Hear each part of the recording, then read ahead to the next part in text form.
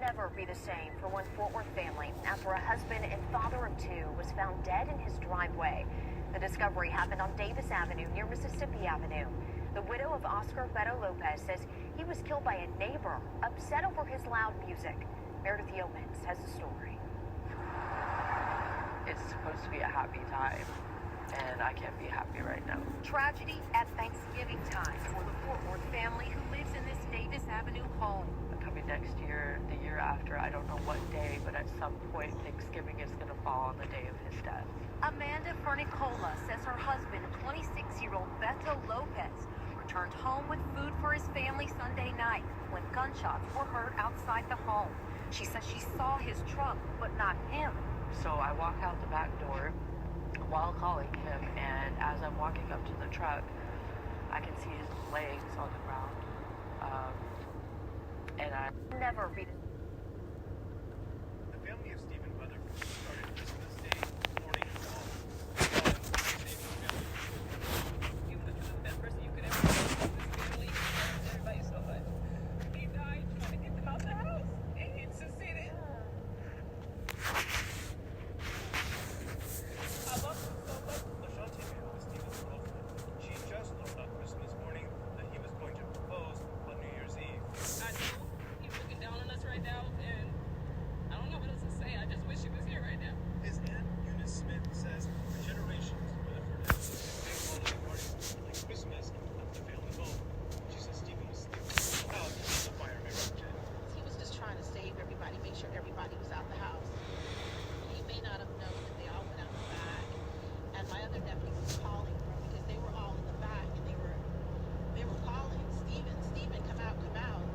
And they heard him screaming and he never made it out. Guilford Fire Department says the cause of the fire is still unknown, but that it got a phone at 6:15 a.m. of the house fire. When crews arrived on scene, they found Stephen's body inside. They believe he was likely disoriented by the smoke and appeared to have died from smoke inhalation. He was a good person. He was a good family man, so it's important that, he saved his family. Trump, he gonna say what he wants, like regardless. He don't really got no filter, he gonna say it. As far as the right, there are a lot of young men who see themselves in the examples that they're seeing on the right. They see principled people, whether they come from the same religious or social background as they do. They see people who are about their family. On the left, you see this notion that a family can look like anything other than a man and a woman. And there are a lot of young men who don't believe in that. They don't agree with that. And other communities that decided to side with the Republican Party. And I don't know everything, but one of my theories is because we're not meeting the needs of average. Trump, he gonna say what he wants, like regardless. Hey, Shalom. This is your brother Yeshimai from the GMS Atlantic Camp. And before I get into this message, I want to start off by giving all praises, all glory, and all honor to Yahweh, Bahasham, Yahweh Shai, Bahashem Rakakadash. And I want to send double honors to the elders and the apostles, a great millstone whom will teach well. So, we just, first two videos, we saw judgment. As we get done with, not as we get done with, but as time progresses, because we don't celebrate these pagan holidays. But as this year wraps up, we just went through Thanksgiving, we just went through Christmas, and now today's date is the 30th. So the world still has one more pagan holiday that they want to get through, right? And those two videos we showed. What was the first video we showed? It was what looked to be a northern tribe man who was bumping his music on Thanksgiving so loud that somebody else came up and they got into a discussion, and the guy ended up being, shot. And there's a ton of videos like this throughout the internet right now where, people are getting drunk. People are, and this, when I say people, this is more directed at you Israelites, you so-called blacks, natives, and Hispanics. You see, because scripture says this, this is 1 Peter 4:17. It says, "For the time has come that judgment must begin at the house of the Most High. And if it first begin at us," now who is us? See, scripture saying that judgment starts with Israelites, man. "What shall be the end of them that obey not the gospel of the Most High, Yahweh Hashem Yahweh Shai?" See, so in these videos, the one we saw in Texas, and then that guy, well, first, let's stick to the one we saw in Texas. He was married to, it looked to be that he was married to this Edomite lady, right? And who got judgment? The man, the Israelite, got shot, and his wife, a Edomite, she didn't get shot. And that's exactly what scripture's talking about. You see, we are a chosen people, man. We are bought with a price. And what do we see every year? We see so-called blacks, so-called Hispanics, Israelites. They go crazy for the holidays, for these pagan holidays. Sometimes they celebrate these holidays even harder than Edomites do, man. We see especially Hispanics, we used to get together on these holidays, and we used to make tamales, or like we used to make pozole, whatever it is, and I'm sure the Southern Kingdom, they go through the same thing, the biggest fucking dinner at Thanksgiving, where you get together. And again, there's nothing wrong with getting together and, spending time with family. That's different, because there's a balance. We understand that we live in Babylon. And so, in Babylon, we only get, X amount of days off of work where we can actually see our family members. So there's nothing wrong with seeing family members. But the difference is that we're not supposed to be celebrating these holidays, man. And so what we have here is we have judgment starting in the house of Israel. The man on the left is, looks to be a northern kingdom. He got taken out, and his Edomite wife, she didn't.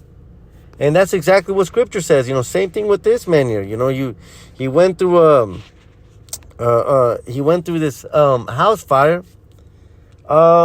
He died.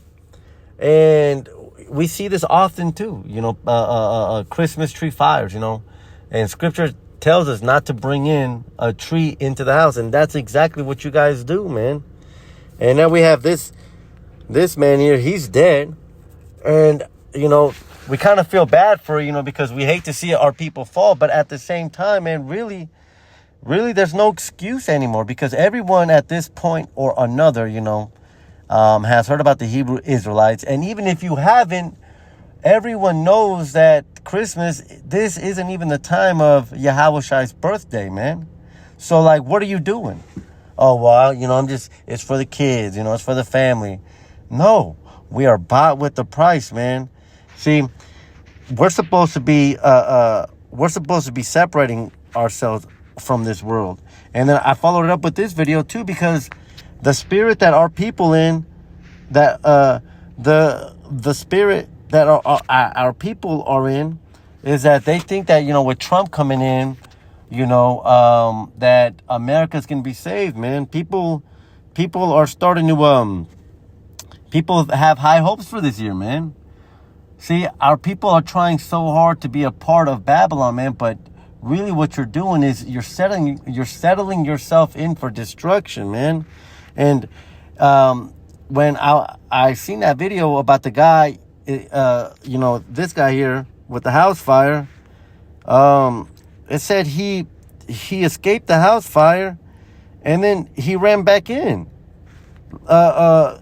It turns out he ran back in for a wedding ring, man. And the first scripture that came to mind was Amos 5:18, because see, this man was delivered from the fire. He woke up. I guess he was taking a nap. He fled the house, and then he went back in for a wedding ring, man. And then what happened? When the Most High, for a while he was delivered from that house fire, he went back in and choked to death. And that's exactly what's going to be happening when judgment comes. This is Amos 5 and 19. It says, as if a man did flee from a lion and a bear met him, or went into the house and leaned his hand on the wall and a serpent bit him. See, when judgment finally comes down and starts to take these people out for, taking apart in Babylon, taking apart in their pagan holidays, and even going further in celebrating these pagan holidays than pagans themselves, there's going to be no escape. And that's what the scripture is talking about. You can be delivered from one danger, but you'll go into a house and then a serpent will get you. And that's exactly what happened with this man. He was delivered from the house fire, and his dumbass went back into the burning house fire to try to get that wedding ring, and he choked to death. So that is none other than judgment, man. Because see, just as that man fled from that house, man, once you come into this truth and you come into the understanding of who you are, man, that's what we're supposed to do. Now, he fled from the house fire, but then he went back in. This is Jeremiah 51 and 6. It says, flee out of the midst of Babylon and deliver every man his soul. And that's exactly what we've done now. You see, we understand who we are. And we understand that we're bought with the price. We understand that we're holy, which is set apart for a holy purpose, and that setting apart came, is mentioned in Deuteronomy 7 and 6. I have chosen thee a holy nation above all the others. See, we are separate, man. See, and now we acknowledge that. See, we've been delivered from Babylon, man. But those that haven't, it says, be not cut off in her iniquity, for this is the time of the Most High, Yahweh Ba'ashem Yahweh Shai's vengeance. He will render unto her a recompense, man. Matter of fact, let's see, a search with Google, look up. Let's see what recompense means. Recompense is, boom. Let's get this word here. Where's it at? So let's get recompense. Recompense etymology. Looks like I already had it pull up. It says compensation, payment for a debt or obligation, satisfaction, amends, retribution, punishment. So the Most High has a punishment, man.